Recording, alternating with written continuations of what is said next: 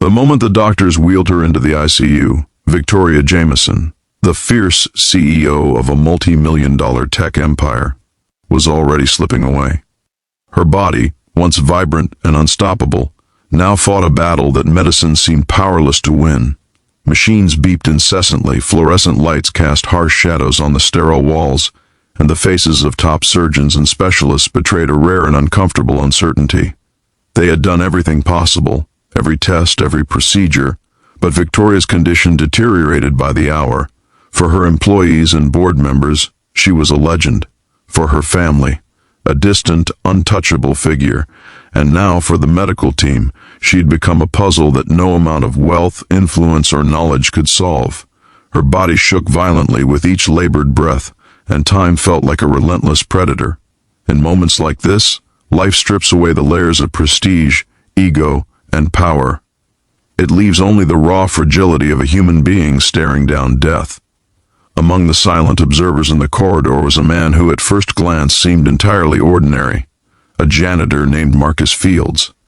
He was a single father, his life defined not by boardrooms or accolades, but by scraped knees, midnight stories, and the constant hum of worry over his young son, Noah. He had seen the worst of life, fought battles the world never applauded him for, and carried a heart full of quiet resilience.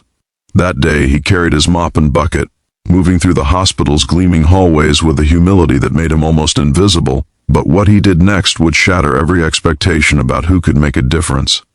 Before I continue, if you believe in the power of kindness and second chances, take a moment to like this video, comment below, share it, and don't forget to subscribe to our channel. Victoria's life hung by a thread. The lead doctor, Dr. Robert Simmons, had just left the room, his face grim, when Marcus lingered outside. He had no medical degree, no formal training beyond what life had taught him. But something about Victoria's eyes, wide and pleading even in unconsciousness, stirred him. Memories of his own child surfaced, Noah, who had once been too sick for even the doctors to predict his recovery. Marcus knew something rare about hope. He knew it sometimes appeared in the most unexpected ways. He gently asked the nurse if he could stay in the room for a moment, offering nothing but his presence and an unspoken promise that he wouldn't interfere. Hesitant but sensing the unusual calm he radiated, she allowed it. As he approached Victoria's bedside, Marcus did something shocking. He didn't touch the machines or administer any medicine. Instead, he whispered prayers he had learned from his grandmother, a woman who had believed deeply in miracles. He spoke softly, words that seemed to wrap the room in warmth, calling for strength, calling for life. He recounted stories of bravery, of survival, of love that defied the odds, stories that Victoria herself had never heard but somehow seemed to recognize deep within her. And then, without any explanation the medical team could comprehend, her vitals began to stabilize. Slowly, almost imperceptibly at first, her pulse strengthened, her breathing steadied, her color returned, like a fragile sunrise breaking through a stormy night. The doctors were astounded. They checked every line, every monitor, recalibrated the machines, but the numbers didn't lie. Victoria was responding. And yet, when questioned about what he had done, Marcus only smiled faintly and said, "Sometimes you just need someone to believe you can survive." The wordless honesty in that statement carried a weight that even the most experienced specialists couldn't ignore. In a world obsessed with credentials and authority, here was a man whose only qualification was heart. Over the next days, Victoria remained in ICU, gradually regaining strength. When she finally opened her eyes, she saw Marcus, sitting quietly at the edge of the room, mopping the floor with the same careful precision he always did. Recognition flickered in her gaze, not just for the man, but for the miracle he had quietly delivered. And in that moment, something changed in her. The CEO, who had always valued control above all else, felt a profound, humbling gratitude for a life she might have lost without even realizing it. Victoria's recovery became a story that rippled through the hospital and beyond.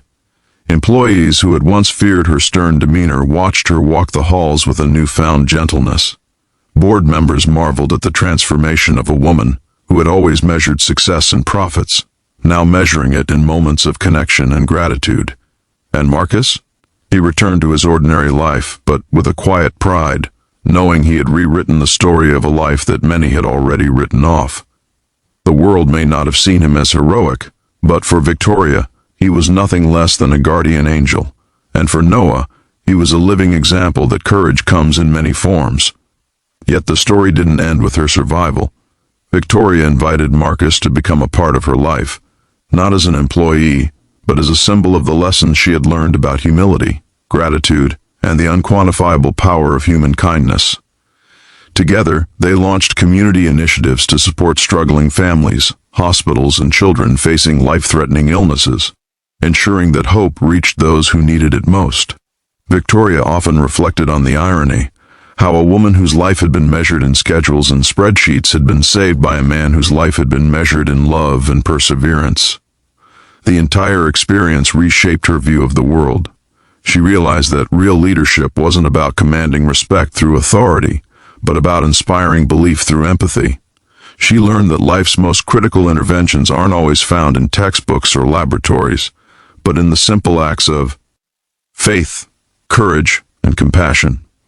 And Marcus, once a background figure in a hospital corridor, became a testament to the extraordinary impact an ordinary person can have when they refuse to accept helplessness. If this story has touched your heart, please take a moment to like this video, share it with someone who needs hope, and subscribe to the channel for more inspiring stories of humanity's quiet heroes. Before the story ends, I want you to comment below and tell us who you think in your life could use a little bit of unexpected hope today. Your words might just change someone's life, just as Marcus changed Victoria's. Victoria's journey from near death to renewed purpose serves as a reminder that sometimes life's most profound rescues come not from medicine, money, or status, but from the courage of someone who dares to act when everyone else feels powerless. In the end, it wasn't the doctors, the cutting-edge treatments, or the hospital's reputation that saved her. It was a janitor, a single dad, and a man whose heart refused to accept that a life was beyond saving. And that truth, that extraordinary acts often come from ordinary people, is a lesson Victoria and the world would never forget.